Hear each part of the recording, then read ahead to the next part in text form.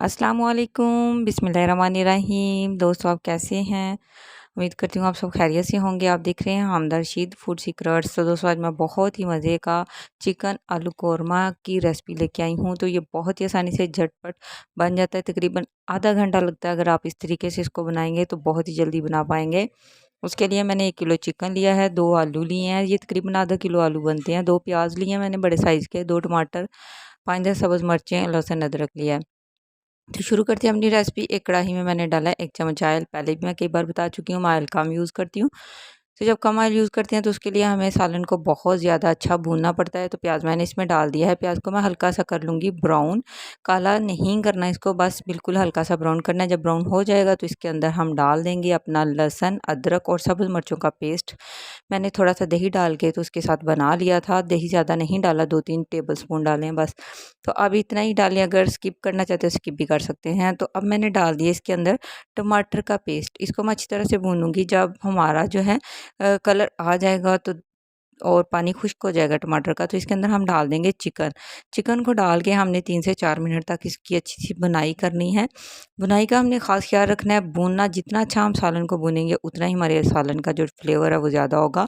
इसमें 1 टीस्पून कुटी लाल मिर्चें, 1 टीस्पून सुरख मिर्चें, 1 टीस्पून हल्दी और 1 चम्मच मैंने इसमें नमक डाला है। सुरख मिर्चें हम कम डालेंगे क्योंकि मैंने सब्ज़ मिर्चें भी ग्राइंड करके तो इसके अंदर डाली हैं। इसको अच्छी तरह से भून लेंगे 5 से 6 मिनट और फिर इसमें डाल देंगे आलू। आलूओं को डाल के मज़ीद 2 से 3 मिनट के लिए हमने इसको भूनना है।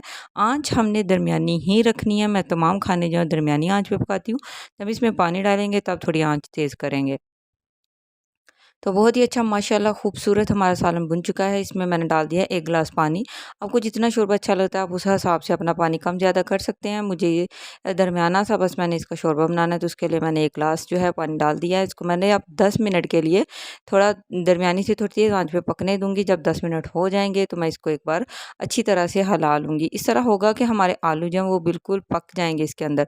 अब मैं इसमें डाल दूँगी मिक्स गरम मसाला, सूखा धनिया और कसूरी मेथी।